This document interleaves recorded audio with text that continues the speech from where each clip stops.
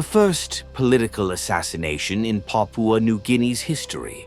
A future stolen, a legacy left hanging in the balance. Malipu Balakau was more than a politician. He was a movement, a force, a rising star whose vision threatened to shift the power dynamics of a young nation. But ambition makes enemies, and on June 30th, 1989, the bright flame of a leader was blown out outside his home in Mount Hagen. A single gunshot left a nation stunned. Who wanted him dead? Who feared his rise? The echoes of his assassination still ripple through PNG's political history, unanswered, unresolved. But while his life ended abruptly, his legacy endures, offering lessons for future leaders who dare to challenge the system and hope for those who believe in change.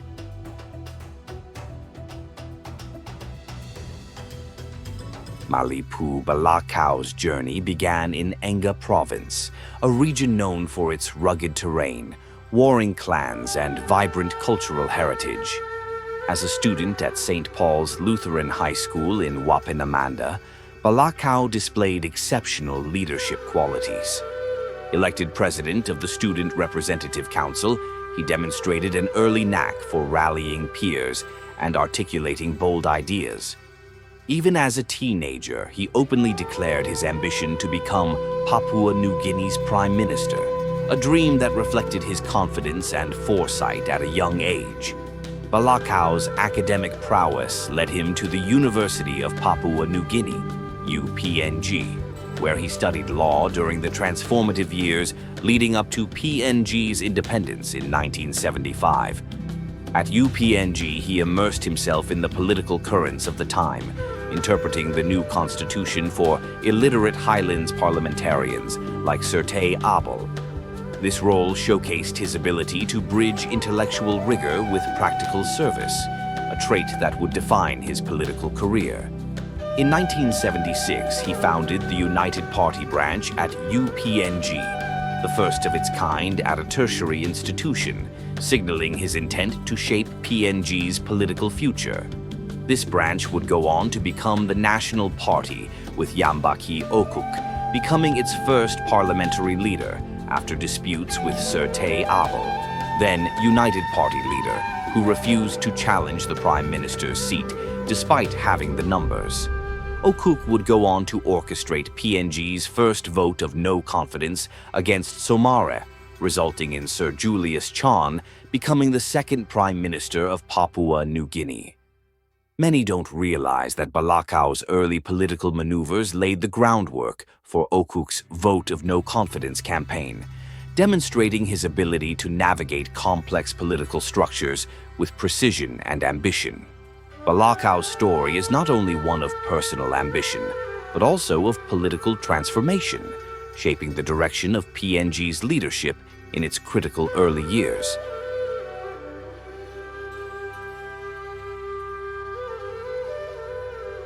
The 1982 election, one of Papua New Guinea's most pivotal moments.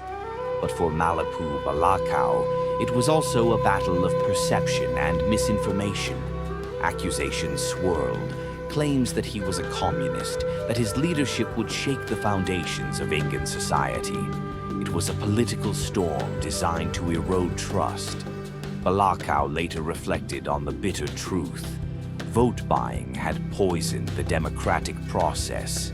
A majority of people sold their votes for cash and material benefits, he lamented. But despite the setback, his determination never wavered. The 1987 election was different. This time, he emerged victorious, winning the Enga regional seat and becoming a powerful voice for his province and the highlands. As Minister for Communications, he was relentless, championing equitable development, economic empowerment, and national growth beyond Enga's borders. One issue stood at the heart of his advocacy, the Porgera Gold Mine. Balakau fought for provincial control, pushing Enga Enterprise Limited to assert its place in the industry. His vision: local ownership, local benefits, a future built by Engans for Engans. His efforts disrupted multinational dominance. He was a strategist, a shrewd negotiator. The 1989 Porgera mining contract, signed just before his death, bore his imprint. But some clauses, the very ones he fought for, were diluted. A missed opportunity for Enga's economic transformation, yet his vision lives on. His impact endures.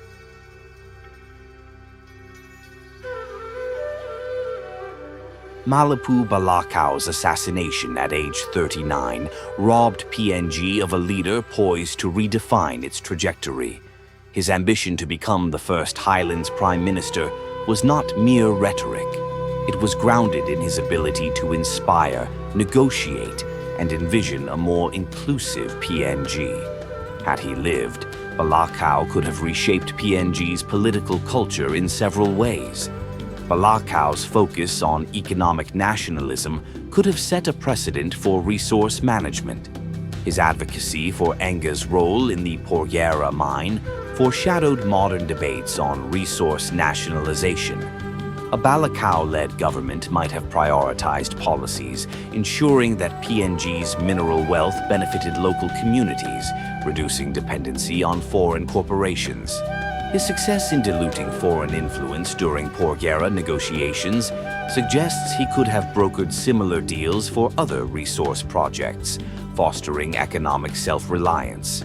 Balakau's commitment to education and intellectual rigor could have elevated PNG's governance standards.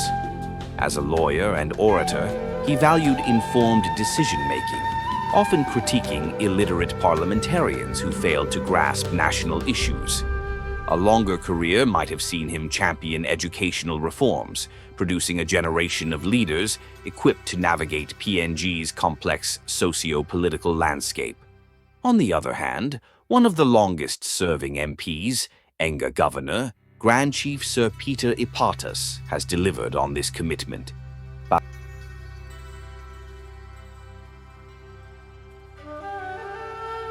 Malipu Balakau's life offers timeless lessons for PNG's youth, particularly those aspiring to leadership in a nation grappling with corruption, inequality, and political volatility.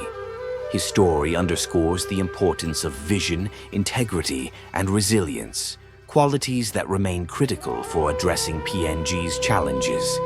His grave in Wabag, adorned with an orchid symbolizing Enga's pride, stands as a testament to his enduring impact.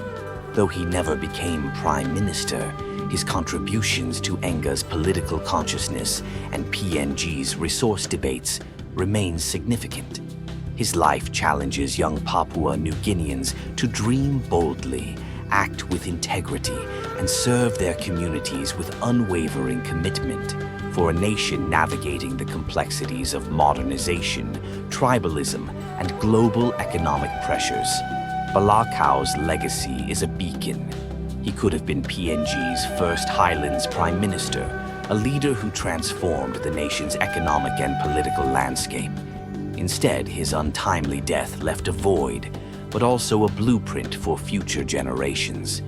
By embracing his values, PNG's youth can honor his memory and build a future where the dreams he articulated in 1972 may become reality.